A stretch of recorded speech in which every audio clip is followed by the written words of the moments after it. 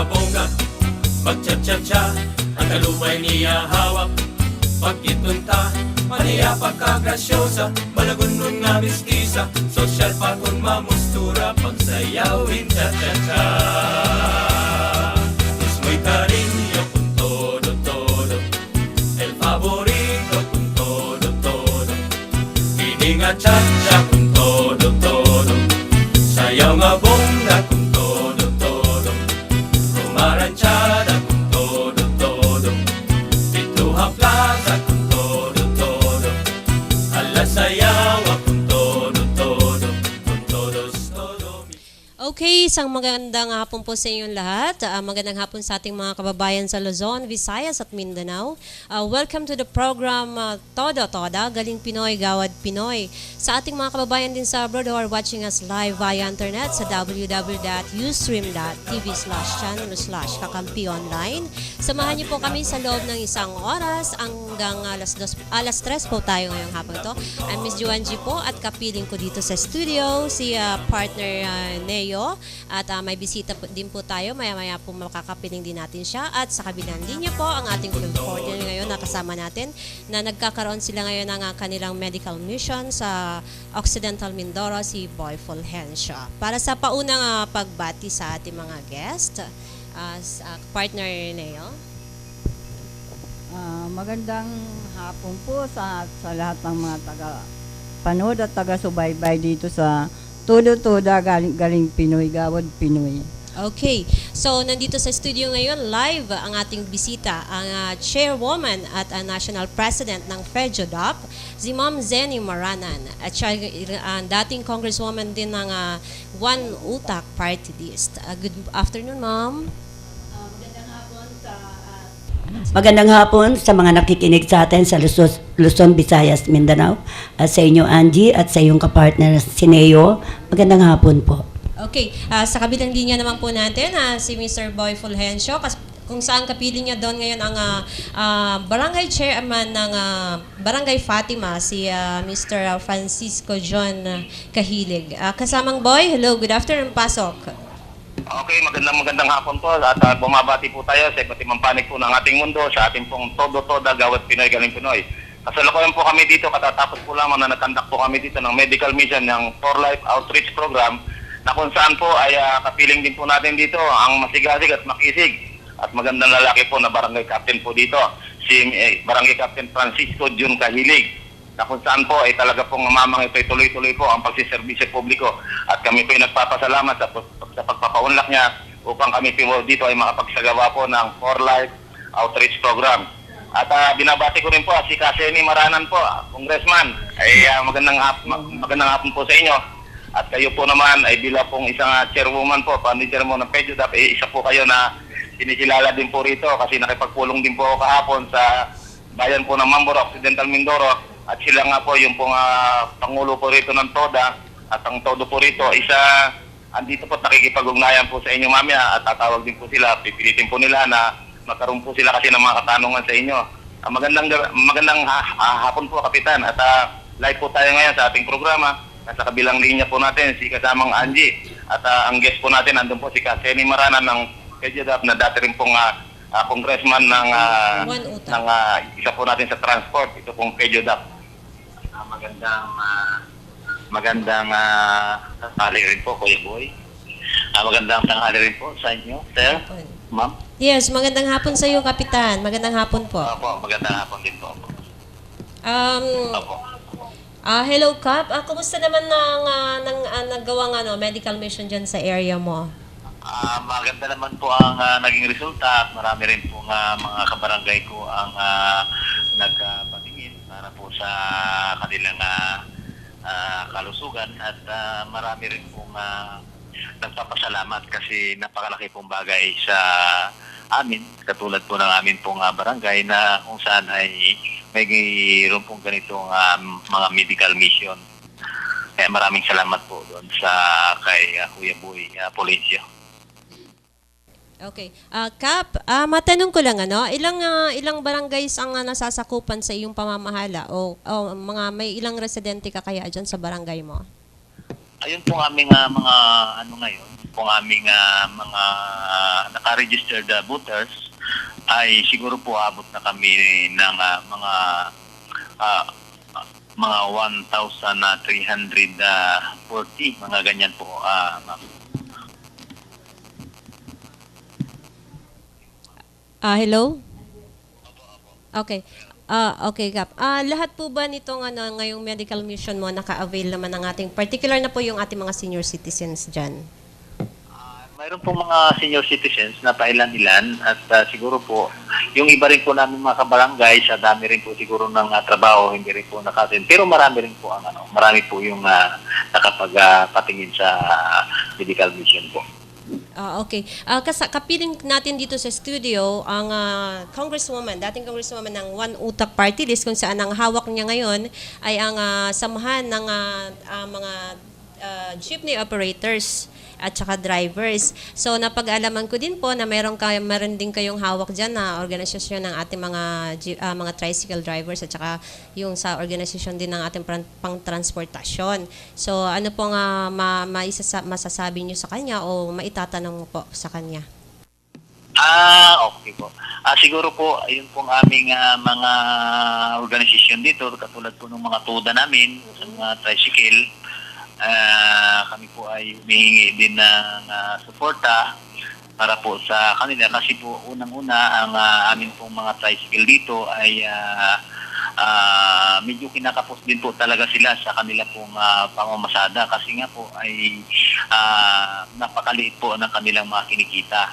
Kaya nga po siguro ang akin pong kahilingan para po sa aming mga sama dito ay kung mayroon pong may susuporta ang atin pong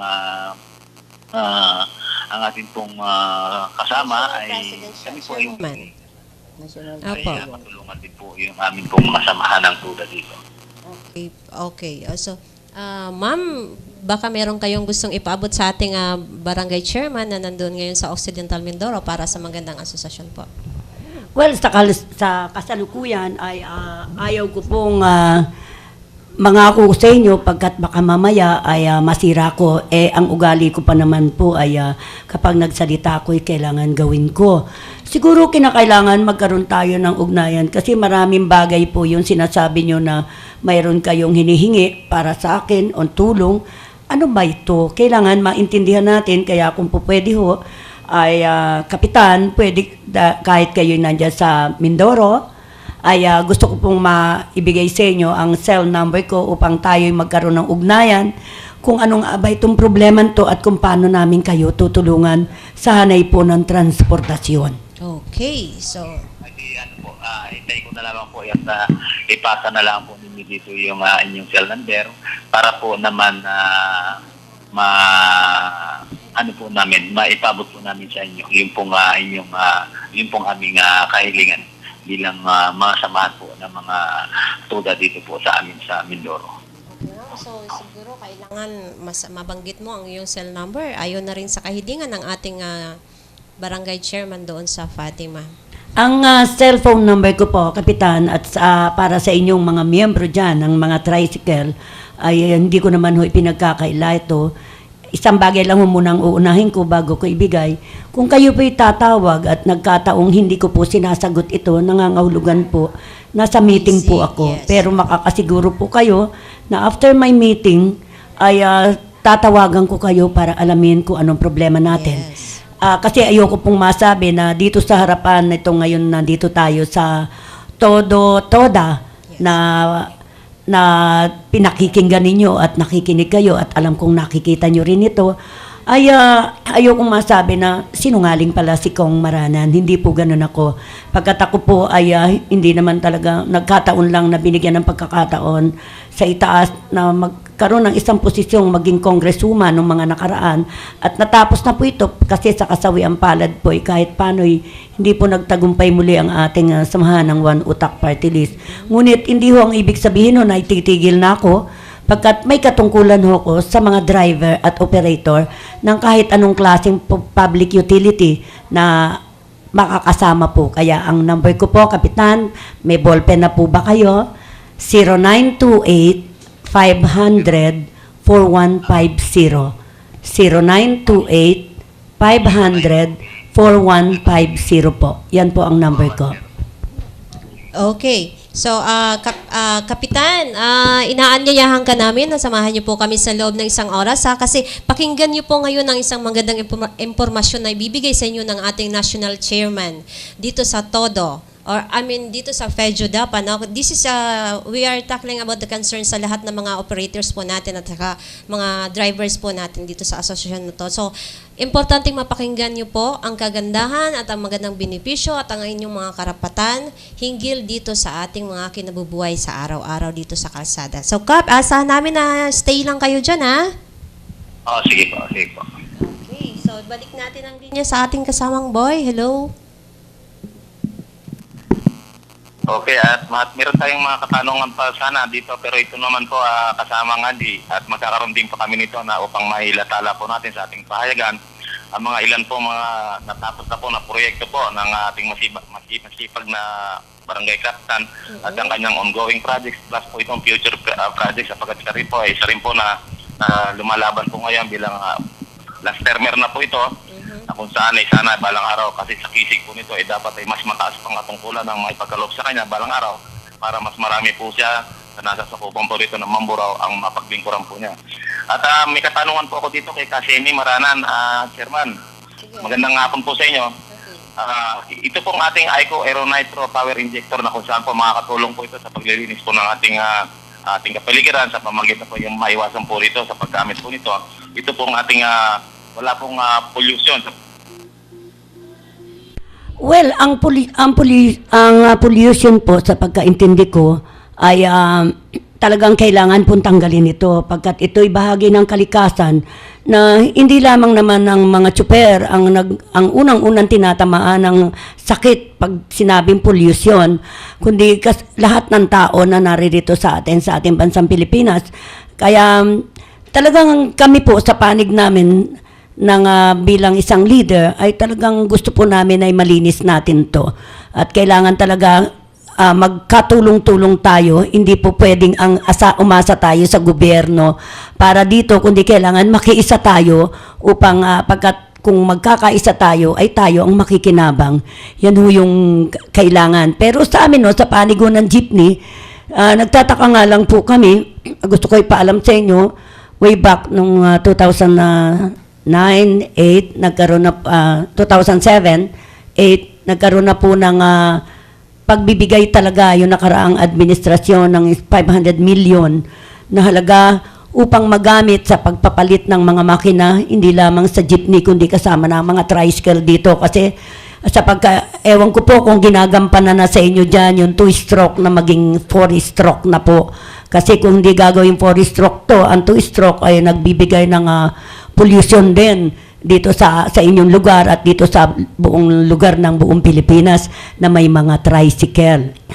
At siguro po dapat talaga ito magkausap-usap tayo upang lapitan natin ang Department of Transportation, si Secretary Abaya na namumuno rito para dito upang mapag-usapan paano ba tayo tutulungan talaga.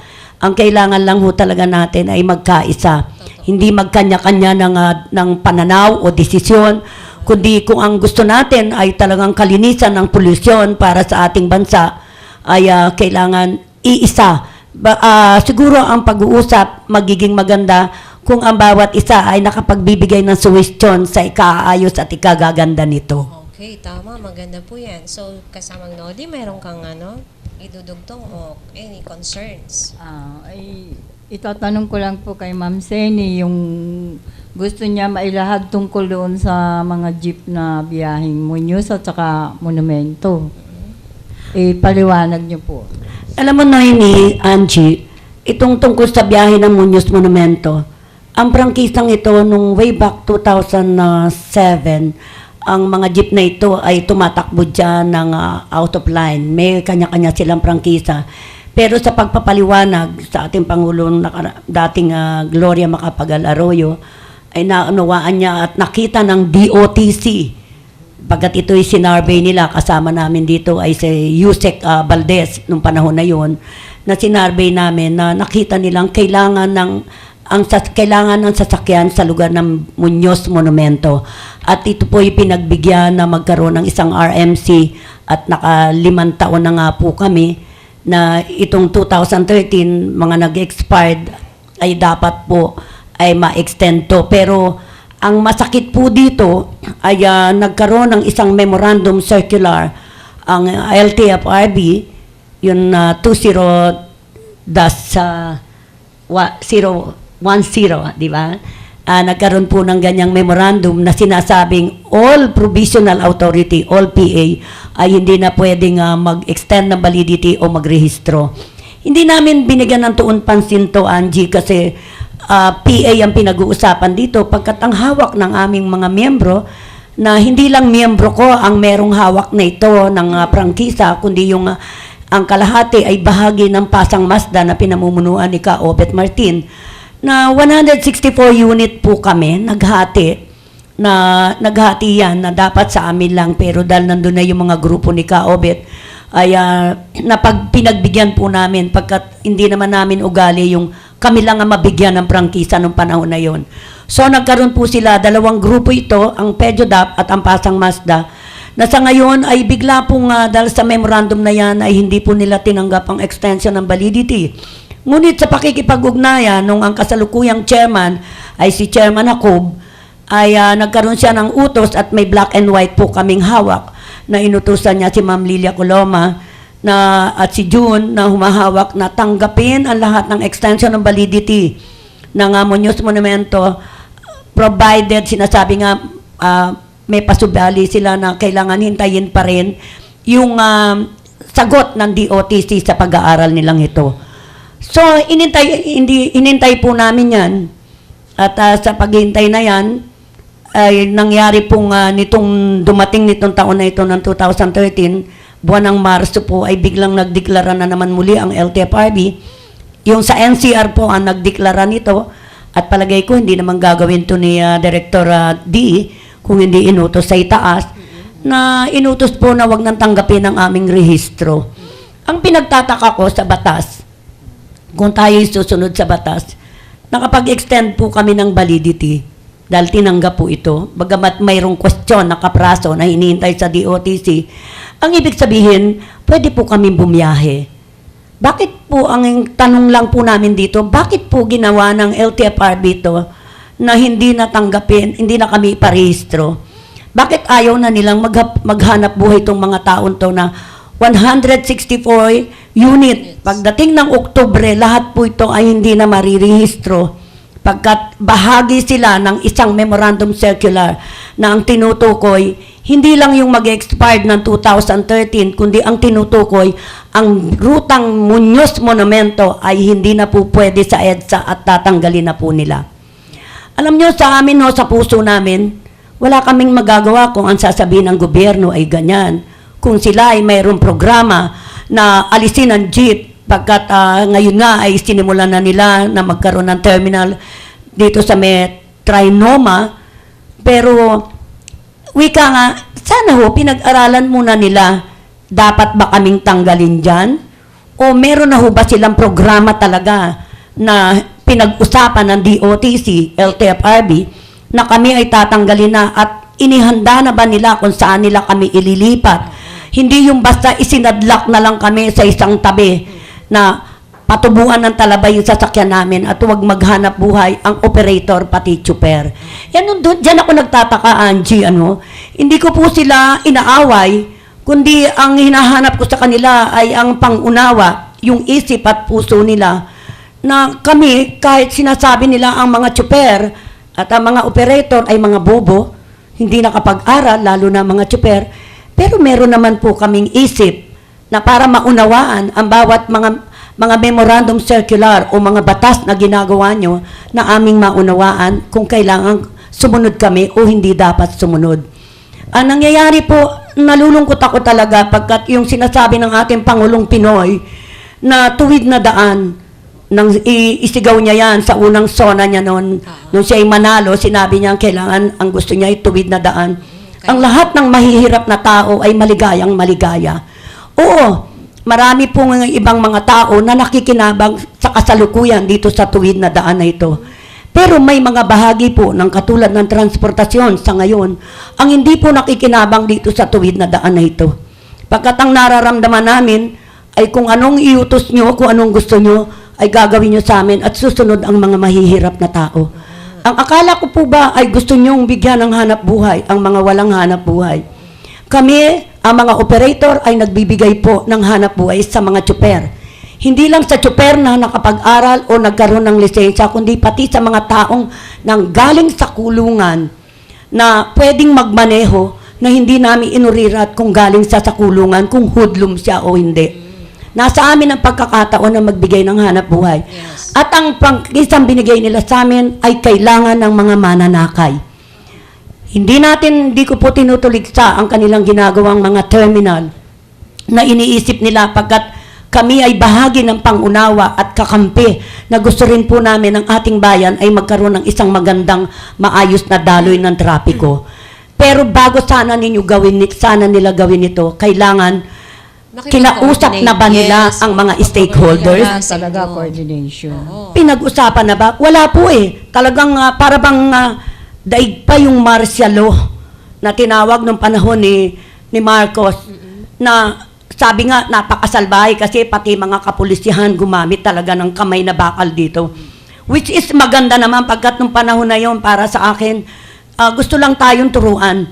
May mali nga lamang proseso at mga pamamaraan, meron silang maling mga nagawang proseso at pamamaraan kung bakit hindi naging maganda ang martial law.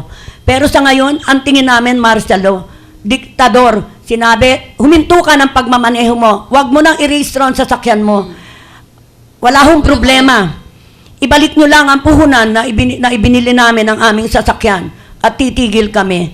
Pero sa kasalukuyan, gusto kong malaman ng ating mga kababayan, hindi lamang na mga may hawak ng transportasyon, kundi pati ang mga mananakay. Lalo na po sa lugar ng Muñoz Monumento, mula Muñoz hanggang Monumento, may mga bahay dyan na hindi kayang sumakay ng bus, pagkat kung ang dala mo'y malansang binili mo sa palengke ng Balintawak, o ay hindi ka isasakay ng aircon bus. Pagdating naman sa MRT, maganda po yan sa mga pumapasok at talagang pinakikinabangan.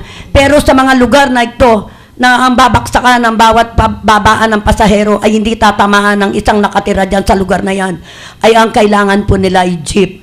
Sa nakita ko po ngayon sa pag-aaral ko, sabi nila, itinayo ang terminal sa south, dito sa may Coastal Road.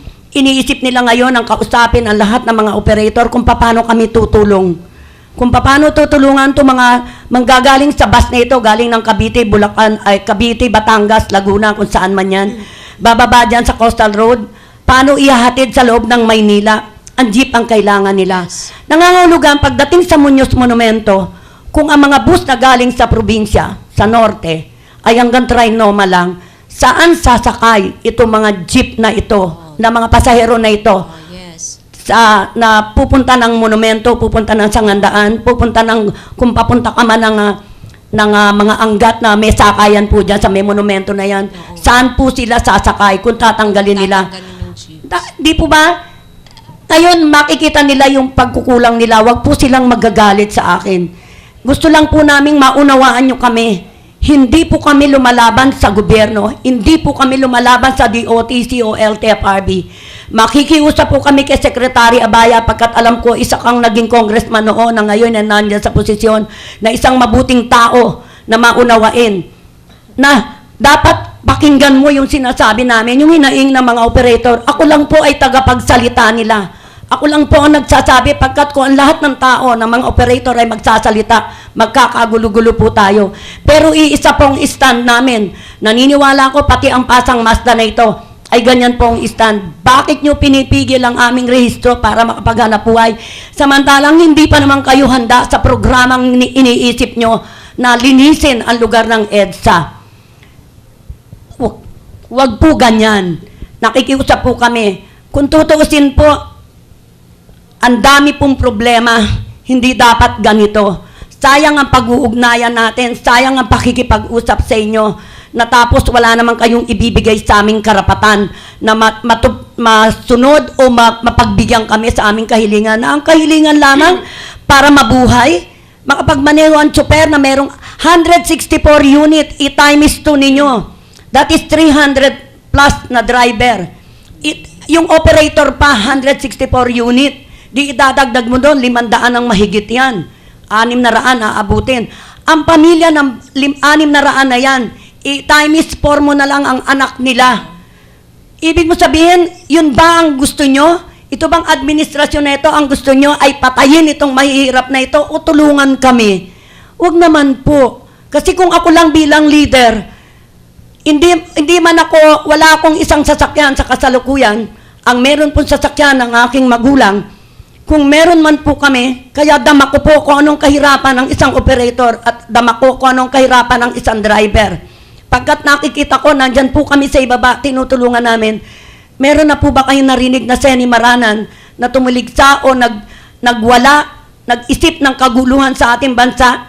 Ang FEDODA po ay hindi ganyan. Kundi kami nakikipag-ugnayan lang at pumupunta. Salamat sa inyong programa, Todo Toda, Angie at Noemi. Salamat pagkat ito na yung pagkakataon na sana marinig ng Pangulong Pinoy. Marinig ni Secretary Abaya, marinig ni Secretary Marojas pagkat siya sa kanya nang galing ang utos na ito nung siya ay nasa DOTC na memorandum para sa amin. Wag naman po, kung talagang mahal nyo kami, mahal nyong mahihirap, ayusin nyo po ito. Wala ho tayo, hindi ho kami magmamalaki, kundi mamahalin pa namin kayo at lalo kaming tutulong sa ating pamahalaan, sa ating gobyerno para gumanda po ang ating bayan. Okay, Ma'am Zenny, meron tayong tanong dito, galing kay Italy. Kumusta na daw po ngayon ang mga buhay ng ating mga drivers, particularly dyan sa Monument, bumibiyahe sa Muñoz Monumento? Sa kasalukuyan, talagang sinisiguro ko, baka ang iba sa kanila ay mangho-hold up na dahil may mga driver na hindi na lumalabas. May operator na ang anak niya, hindi muna nila pinagmatrikula, hindi muna pinapasok. Pagkat kung hindi lalabas ang jeep, saan kukuha ng pambayad ng matrikula? Saan kukuha ng pagkain? Yun ngayon ang buhay ng mga tsuper dito at operator. Walang hanap buhay, hindi makatulog sa gabi. Parang ako, kahit hindi ako taga-riyan, hindi ako operator ng Muñoz Monumento, hindi ako makatulog. Hindi ako, iniisip ko, ano pa bang mga pamamaraan at pakikipag-ugnayan sa ating gobyerno ng DOTC at LTFRB na para maunawaan nila ang kaprasong hinihiling namin. Payagan lang makapagrehistro ang lahat. Kung sila ay hanggang Oktubre at pagdating ng Nobyembre ay meron na silang lilipatan sa amin, lilipat po kami. Kami na nga po ang nagbigay ng prangkisa, ng rutang pupuntahan. Pero hanggang ngayon, hindi pa po nila nasa survey itong maigi. Wala silang desisyon. Ang buhay po talaga nila ay katulad na rin ng mga mahihirap na tao na walang hanap buhay sa kasalukuyan. Okay po. Ito, isang tanong ulit. Ano po ba ang gusto nyo sa sistema para sa inyong grupo? Sistema sa inyong grupo? Ang sistema po namin sa aming grupo ay ang maging maayos. Na kaya maayos po talaga at hanggang ngayon ay hindi lang po itong Muñoz Monumentong inaayos namin, kundi sa buong Pilipinas ay inaayos po namin ang aming grupo. At sa kasalukuyan, gusto kong malaman nyo, ang FEDODA po sa kasalukuyan, ang tumutulong, pasensya na po, President Mayor Erap at Vice Mayor Isko Moreno. Kung sasabihin ko po ito para malaman lang po ng mga tao dahil sa tanong nilang ano ba ang gusto namin sistema. Ang gusto po namin sistema ay ang maayos ang aming hanay ng hanap buhay. Hindi lamang sa FEDODA kundi sa kabuuan ng mga tsuper at operator. Pagkat kami ang tunay na nag-aakyat ng ekonomiya ng ating bansa. Pero ang napupuna namin, kami yata ang pinapatay ngayon. Buti pa, kung talagang may plano silang tanggalin kaming lahat. Ngayon pa lamang, pag-aralan ng pare-pareho, mag-usap-usap na, ano ba ang dapat gawin? Yes. Yan po. Opo. Kasi kailangan talaga magkaroon ng komunikasyon sa mga sahanay ng mga drivers natin at operators at doon naman sa namamahala, lalo lang dyan sa LTFRB at saka sa LTO. Para sa kaayusan at sa kasunduan ng dalawang parte. Kasi hindi lamang naman po ang tinitingnan natin dito yung nasa hanay ng gobyerno natin, kundi ang atin din mga kawawa o mga menos na mga drivers. So, mainit po ang ating talakayan. Babalik po tayo after our commercial break. Diyan lamang po kayo. Please stay tuned for Kakampi Online News. Mag-impok at manalo sa OFW Dagdag Ipon Raffle Promo ng Pag-ibig Fund. Dagdagan lang ang monthly savings mo sa Pag-ibig at pwede ka nang manalo ng tablets, Laptops. family vacation O ang packages. $10,000 na grand prize. Mag-remit lang ng 300 pesos pataas buwan-buwan para makasali. Mas malaking remittance, mas malaking tsansang manalo. Ang bawat 300 pesos ay katumbas ng isang raffle entry.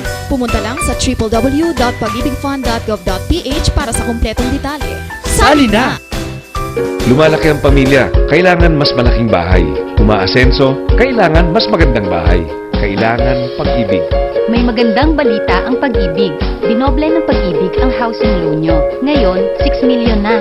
Mula sa dating 3 million, na doble sa 6 million. At ang interest rate, ang baba na. Higit sa 30% ang ibinaba. Kasabay nyo ang Pag-ibig sa pagganda ng inyong buhay. Sa Pag-ibig, ang pinaghirapan may katuparan. Mag-feeling winner! Sali na sa SSS! Para sa chance ng mga ilangan, may benepisyo ka at yung pamilya!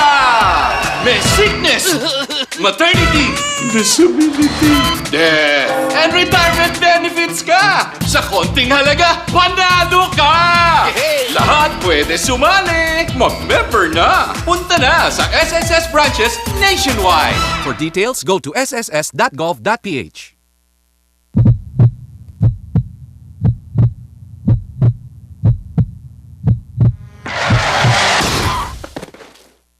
Pwedeng mangyari ang di inaasahan. Buti maasahan ka at ang SSS. Sa bawat hulog mo, mas malaki ang balik sa'yo. May sickness, maternity, disability, death, and retirement benefits ka. Kaya protektado ka at iyong pamilya. Mag-member ng SSS. Punta na sa SSS branches o sa website sss.gov.ph for details.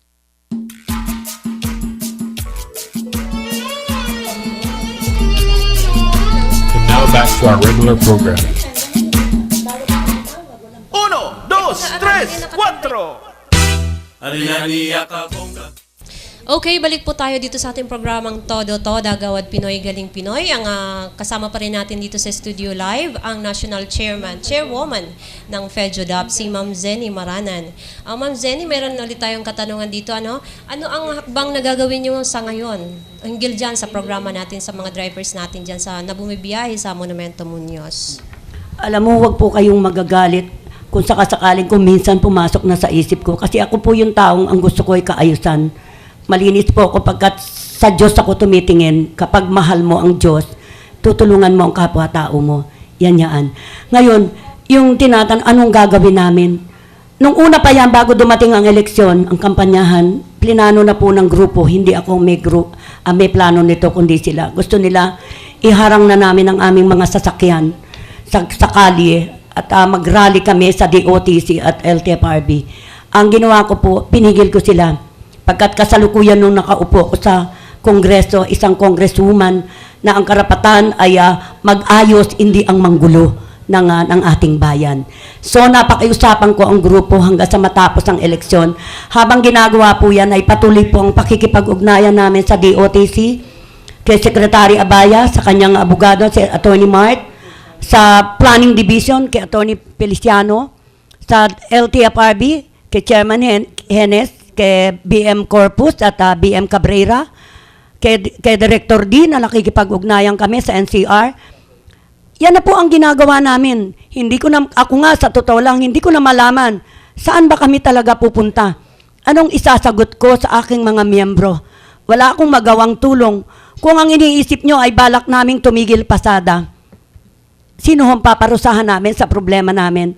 Ang mga maliliit na taong sumasakay sa jeep o sa anumang klase ng sasakyan, mahihinto, hindi kikita, lalo na kung arawan ng kanilang pagkita. Peperisyo namin sila, samantalang pwede namang gawin na nakaupo ito sa pakikipag-ugnayan lamang kung magiging bukas lamang ang isip ng ating mga nakaupo sa Departamento ng Transportasyon.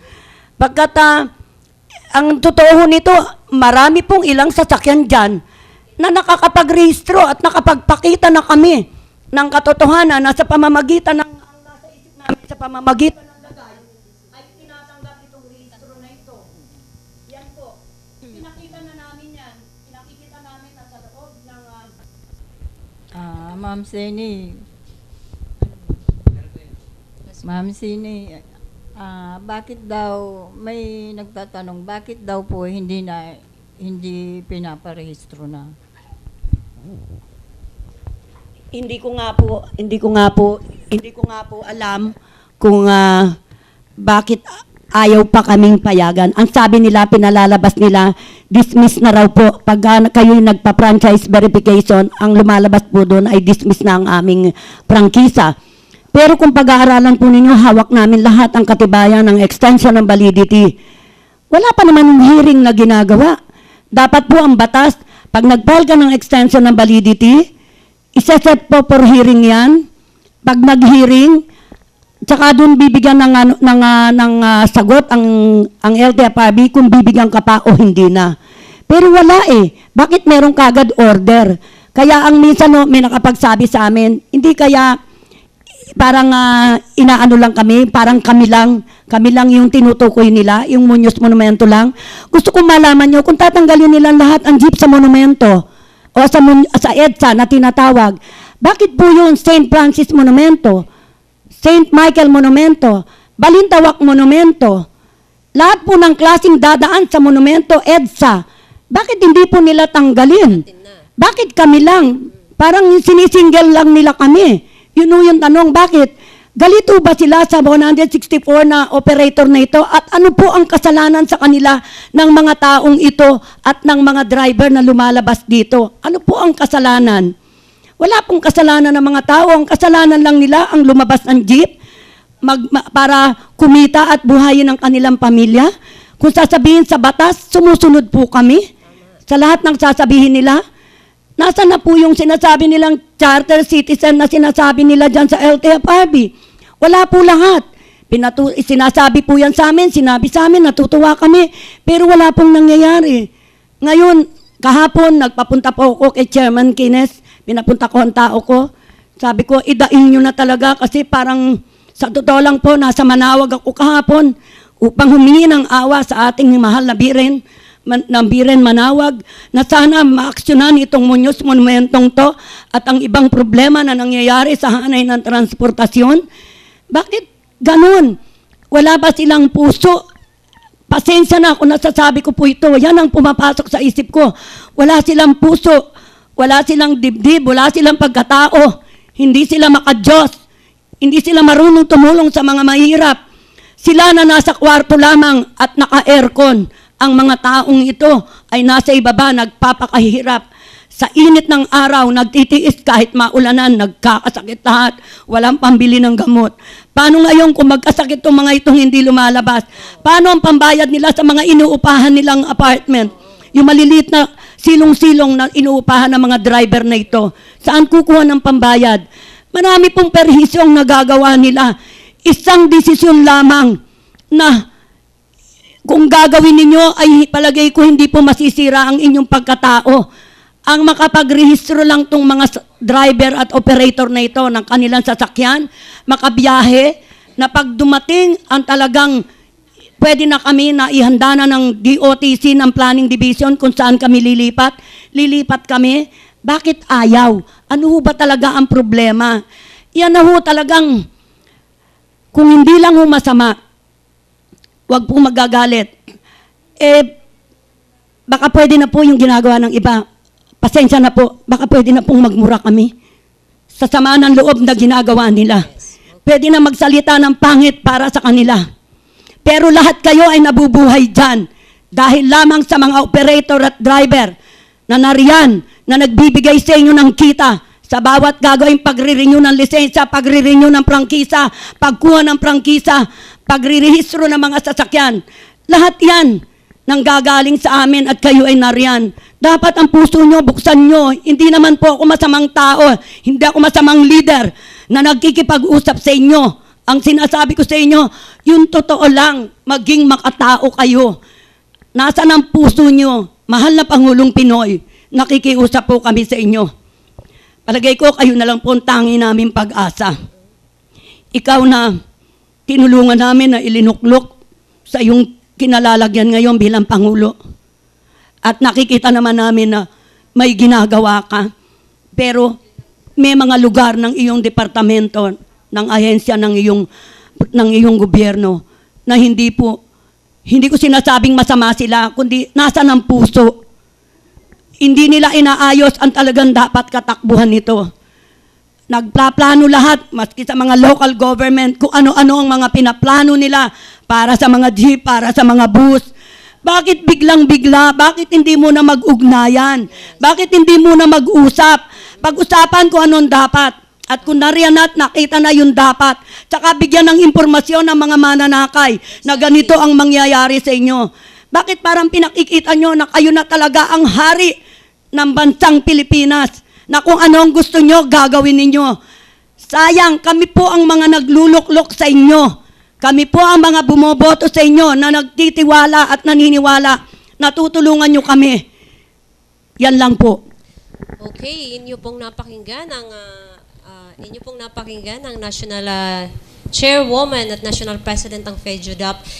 Inilabas po niya ang hinaing at ang nararamdaman ng ang ating mga jeepney drivers, sa hanay ng jeepney drivers, kung saan ilang daan din pala ito na hindi na talaga bumibiyahe. So, sabi nga, paano naman ang mga kabuhayan nila, lalo-lalo na yung mga anak nila kung nagsisipag-aral sila, hindi po ba?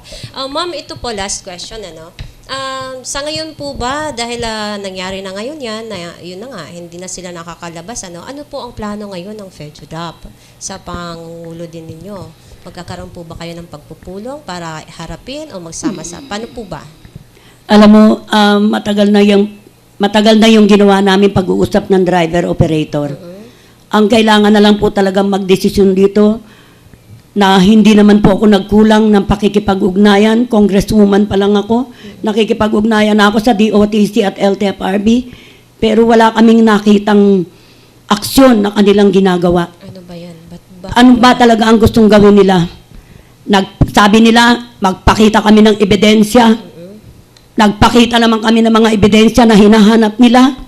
Hanggang sa napatay ang pinakapangulo namin dito sa Muñoz Monumento na ito, nang dahil lang dyan sa out of line colorum na yan, nang dahil lang dyan sa ruta na yan na nagbabantay sila pagkat inihintay namin yung baka hulihin kami ng MMDA na merong mga driver ngayon na lumalabas, tumatakas upang kumita, na pag nahuli, magmumulta ng 6,000 sa MMDA na hindi naman dapat ganun ang mangyari. Hindi ko po alam talaga kung sasabihin niya anong pinaplano namin. Hindi ko po pwedeng isama ang buong FEDUDAP dahil lamang sa isang problema ng Muñoz Monumentong ruta. Pagkat sila naman lahat ay nananahimik at mayroong mga problema rin na inaayos-ayos din po namin. Pero kung kami po ang tatanungin nyo, gusto po namin, iambalang na lang lahat ang mga sasakyan namin. Kung gusto nyong mapatunayan yan, sabihin nyo lang sa amin, gagawin namin. Papakita namin sa inyo kung ano talaga itong nangyayari sa amin na kami inaapin nyo. Kami ay hindi nyo tinutulungan. Kami ay pinapatay nyo. Gusto nyo bang umakyat na kami ng bundok? Minsan, gusto ko na sumama sa mga kaliwa na yan. Siyang gumagawa ng mga piston na yan, yung mga Gabriela na yan. Gusto ko na sumama pagkat yung nakikita ko na ako'y naging puno na ilinagay ng Panginoong Diyos dito para ipagtanggol ang mahihirap. Sa katotohanan po kami pumupunta, hindi sa kalokohan. Kami ay hindi mahilig tumuligsa sa bawat plaplanuhin nyo. Ang kailangan lamang namin, tunay na ugnayan, tunay na pag-uusap. Ano ba talaga ang balak nyo sa amin? Yan po yun. Okay po. So, nasa kabilang linya natin ngayon, si Kasamang Boy. Hello? Okay, medyo nagkaroon po ng problema kanina sa telekomunikasyon natin kanina habang kinakapanayan po natin ang ating barangay captain ng Barangay Fatima, Mambur Occidental, Mindoro. Okay. At kanina po, kasama ko rin po ang Pangulo po na nakatatandang mamamayan ng Barangay Fatima na si Senior Citizens President po, si Mr. Herminihildo Dumlao. At maya-maya po, tatawagan po namin si Congressman Arquisa ng Senior Citizens Coalition Party List upang may mga katanungan po sila dito, yung mga opisyalis po na senior, hinggil po dito sa kanilang mga iba't ibang livelihood po na may tutulong po ng ating butihing kongresista, si Atty. Godofredo Arquisa.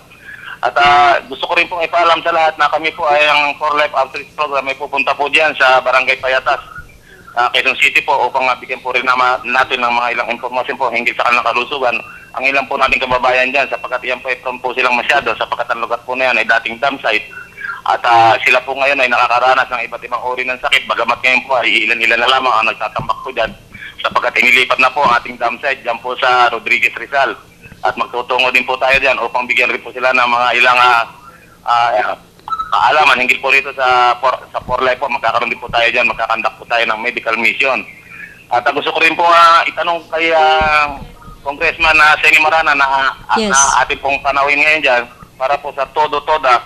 Hinggil po rito sa aming hinaing po nitong ilan po nating mga kababayan. Dyan po partikular na po dyan sa may lalawigan po ng Rizal. Sapagkat yung pong pinalalagda po namin kay Metro Manila Development Authority, Attorney Francis Tolentino, ay hindi pa po nilalagda hanggang ngayon. Yung po makaliban lamang hanggang EDSA mula po sa Rizal, dyan po sa Cubao. Sapagkat yung ilang tiwali po natin ng mga enforcer ay pinagtitripan po itong ilang driver po natin, kawawa po naman sapagkat hindi po sila pinapayagan na makatawid dyan sa may kahabaan ng EDSA. Pero dati naman po yan ang dating ruta at ang hinaing po nitong mga Pangulo po dyan na nakapanayam natin ay sana'y payagan at lagdaan na po rin ng punong bayan ng Lungsod Quezon, si Mayor Herbert Bautista. Ito pong kanilang pagpayag po sana nila rito po na makalagpas po sila dyan sa may EDSA. Hanggang dyan lamang po sa may Rodriguez. Kapag kaawa-awa rin po yung mga senior citizens po natin dyan, kung may dala-dalahan, pag galing po sa lalawigan ng Rizal, ay bit-bit pa po yung dala-dala nila, maglakad lamang po ang ating nakatatandang mamamayan, hirap na po, tapos may bit-bit pa sila, at doble pasahe pa, at ang namumunini po rito, para po kumita ng mas malaki yung mga tricycle driver po natin dyan, sapagkat pinuputol po nila ang pag-aatid mula sa Rizal hanggang dyan po sa ating EDSA. At kasi magandang araw po sa inyo, at yan po, at gusto rin po ng barangay captain po dito para po sa kanilang mga toda po rito na magkaroon din po daw sana sila ng kaunting tulong po na may bibigyan niya bilang chairman po ng Pedro Dap. Okay. Alam nyo, ang masasabi ko dyan, ang mga tricycle ay nasa pamamahala ng local government. Pero kung matagal na kayong tumatawid, wika nga tatawid lamang ng EDSA, dahil sumasakay talaga yung mga tao dyan at binigyan kayo ng prangkisa dyan ng Rizal. Pagkat alam ko naman may prangkisa rin po yung mga toda na yan, di po ba? Ay siguro dapat lang talaga makipag-ugnayan tayo. Diyan nyo lang makikita na ito talaga mga enforcer na ito, talagang wala akong ginawa yan. Magkaroon lang kayo ng lakas ng loob. Sino po ba talaga itong mga enforcer na ito? Pagkat in fairness naman po kay Chairman Tolentino, kapag sinabi natin sa kanya kung ito ay MMDA traffic enforcer, ay sabihin lang natin sa kanya sigurado pong aaksyonan yan.